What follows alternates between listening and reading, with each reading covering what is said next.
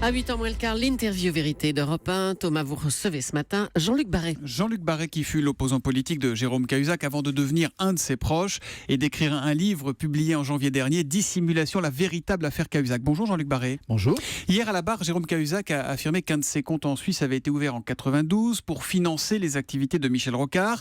Le 22 janvier dernier, vous étiez venu ici chez Jean-Pierre Elkabbach et vous aviez évoqué le fait que ce compte devait servir au financement secret des activités politiques de l'ancien Premier ministre. C'est sa vérité ou c'est la vérité ? Écoutez, c'est une vérité. Mon travail a consisté dans ce livre, non pas à écouter uniquement ce qu'il pouvait me dire, mais à vérifier un certain nombre de choses. Et il se trouve que je me suis posé des questions qui sont à l'origine de ce livre en partie, en tout cas sur cet aspect-là de l'affaire, sur ce compte. Comment se fait-il que ce compte, pendant 10 ans, n'a jamais servi ? Il se trouve qu'il l'ouvre en 92-93, un moment où il fait campagne pour Michel Rocard, où Michel Rocard essaie de trouver de l'argent pour sa campagne. A possiblement un destin présidentiel. Oui, c'est ça. En 92-93, tout le monde pense qu'il sera candidat en 95 Jérôme Cahuzac fait partie de son équipe rapprochée et très en relation avec les laboratoires pharmaceutiques qui sont des pourvoyeurs de partis politiques, c'est de notoriété publique depuis très longtemps. Et donc, il organise pour Michel Rocard, d'ailleurs je le relate dans ce livre, des visites auprès de magnats de l'industrie pharmaceutique, dont Pierre Fabre. Michel Rocard est présent. Et la question, au fond, qui m'a le plus alerté, c'est pourquoi ne fait-il rien de cet argent ? La fraude, elle a porté en réalité sur la période, sur le deuxième versement, qui est un versement personnel, en effet, sur le même compte en 2002, mais de 92 à la fin, c'est-à-dire au moment où l'affaire va être révélée, la somme de 600 000 euros est identique. La somme ne bouge pas et après il remet 200 000 euros qui servira à l'achat de l'appartement. Voilà, mais pourquoi n'en a-t-il pas parlé avant ? Ne l'a-t-il jamais évoqué devant ses juges ? Pourquoi avoir attendu que Michel Rocard ne soit plus de ce monde ? Sartre disait, on entre dans les morts comme dans des moulins, c'est facile, c'est commode. Écoutez, je crois que Jérôme Cahuzac avait le sentiment d'abord d'avoir fait beaucoup de mal avec ce mensonge, même si sur ce mensonge j'irais beaucoup à dire, et j'en dis aussi beaucoup dans le livre sur l'origine du mensonge, le sentiment qu'il a pu avoir d'être couvert. Il avait le sentiment d'avoir fait déjà beaucoup de mal. En chargeant ses amis politiques, en révélant, et notamment du vivant de Michel Rocard, cette chose-là, que ses amis politiques ne pouvaient pas ignorer. Je révèle une scène avec Yves Colmour, on en parlera peut-être tout à l'heure, qui était un des proches de Rocard. Un conseiller de Rocard qui est aujourd'hui un conseiller de Voilà, Manuel donc il a eu le sentiment le désir de ne pas en rajouter. Bon, c'est vrai que pendant cette période, il a été dans une très grande solitude.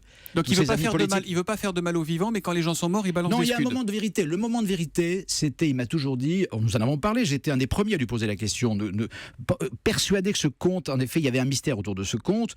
Il m'a dit, l'épreuve de vérité pour moi, c'est le procès. C'est devant les juges, c'est au moment où je comparaîtrai devant les juges que je dirai ce que j'ai à dire sur l'origine de ce compte. Justement, hier, le juge lui a demandé si ses acolytes de l'époque avaient toujours des fonctions politiques aujourd'hui. Là, Cahuzac a souri avant de dire « Depuis, certains ont progressé, moi j'ai régressé. Est-ce que il vous a parlé des autres ?» Oui, écoutez, il faut regarder à l'époque qui composait l'entourage de Michel Rocard. Manuel Valls, il était au courant ou pas ? Écoutez, je n'en sais rien. Ce que je sais, vous l'a dit. Est-ce qu'il vous l'a dit ? Non, moi je ne vais pas à la place de Jérôme Cahuzac citer des noms. Je cite une anecdote dans le livre qui est quand même révélatrice, qui concerne Yves Colmour, en effet, qui est un des proches conseillers de Rocard à l'époque, qui est un des proches conseillers de Manuel Valls aujourd'hui. Jérôme Cahuzac le rencontre quelque temps après sa démission. Et Cahuzac va vers lui, ils sont sur un marché, il lui tend la main et lui dit « S'il y en a un au moins qui va me serrer la main, c'est bien toi. » Et Colmour répond en disant « Ah, je ne te pardonnerai jamais de nous avoir menti. » Et Cahuzac est stupéfait, il dit « Tout le monde, mais pas toi. » Tout le monde, mais pas toi. Et j'ai raconté cette anecdote, je n'ai eu de la part des Rocardiens aucune réaction. C'est-à-dire, sans doute, il y avait le désir de ne pas faire parler de mon livre. Yves Colmour, il a répondu, il a dit Michel Rocard est l'auteur de la loi qui a plafonné les dépenses de campagne et a organisé le contrôle sur le financement des campagnes. C'est quelqu'un dont le combat politique est placé sous le signe de la rigueur et de la morale, donc ça colle pas. On va revenir au procès d'hier. Est-ce que ça veut dire, non mais attendez, Thomas Soto, est-ce que ça veut dire que Michel Rocard aurait été le seul homme politique sur la place de Paris à cette époque où il n'y avait pas de loi encore tout à fait nette sur le financement des partis à ne pas avoir besoin d'argent pour ses campagnes électorales ? Enfin, de quoi nous parle-t-on ? Tout le monde si tout le monde le savait, ça veut dire que Manuel Valls, Michel Sapin, Jean-Paul Luchon, Claude Évin, tous les proches de Michel Rocard le savaient aussi. Écoutez, qu'ils parlent, qu'ils disent ce qu'ils ont à dire. Est-ce que Jérôme Cahuzac vous l'a dit ou pas ? Je ne révélerai pas le contenu de mes conversations avec lui. Je dis simplement, ce qui m'intéresse là-dessus, c'est de voir en effet, et j'ai été un des premiers à le dire, que ce compte était d'origine politique, puisqu'il n'a jamais servi à Jérôme Cahuzac, qui s'inscrit dans une période... Est-ce que vous comprenez regardez la une de Sud-Ouest, Cahuzac balance le nom de Rocard, la gêne que ces révélations suscitent dans l'opinion, parce qu'on se dit c'est facile de balancer les morts et de protéger les vivants.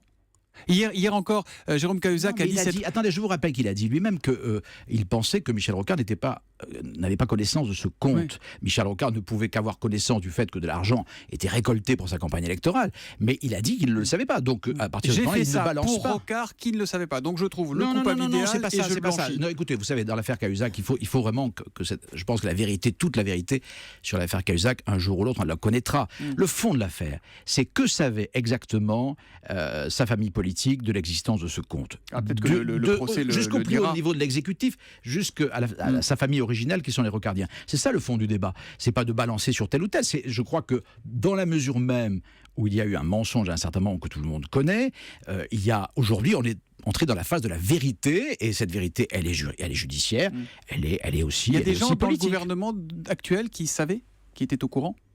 Écoutez, il faut leur poser la question. Moi, je ne sais pas, mais il y a en tout cas au gouvernement aujourd'hui des fidèles de Michel Rocard, c'est certain. Hier, Jérôme Cahuzac a dit s'être tourné à l'époque vers là où les personnes qui lui avaient demandé de gérer ce financement occulte pour savoir que faire des fonds. En gros, il a demandé qu'est-ce que je fais avec l'argent. On lui a répondu tu ne bouges pas, on te dira. On ne m'a jamais dit à des Cahuzac. Qui était ce on, vous le savez ou pas ? Écoutez, c'était sans doute ceux qui, aujourd'hui, à l'époque, s'occupaient du financement de la campagne de Michel Rocard. Voilà. Bon, écoutez, Yves Colmont en faisait partie, peut-être aussi des gens comme Tony Dreyfus, etc. J'en sais rien. On sait très bien qui s'occupait à ce moment-là de cette campagne. Il y a une énorme imprudence chez Jérôme Cahuzac, incontestable. À ce moment-là, on le charge d'une certaine mission, et il y va, il prend ce risque insensé d'ouvrir ce compte, qui plus est avec quelqu'un qui s'appelle M. Pénin, qui est quand même quelqu'un plutôt du Front National. Donc il y a une part d'imprudence incontestable. Et il pense à ce moment-là que cet argent, de toute façon, servira. Ce qui est incroyable dans cette affaire, c'est qu'il n'y a pas de campagne électorale. Il n'a été qu'un exécuteur, en fait. Bien sûr, il a fait ce qu'on lui demandait de faire. Écoutez, il était très jeune, il n'avait aucun rôle à l'époque, il sortait du cabinet de Claude Évin. C'est tout. Ça n'est pas plus que ça. Merci beaucoup, Jean-Luc Barré, d'être venu en direct sur Europe 1 ce matin. Je renvoie votre livre très complet, Dissimulation, la véritable affaire Cahuzac. Merci et bonne journée à vous.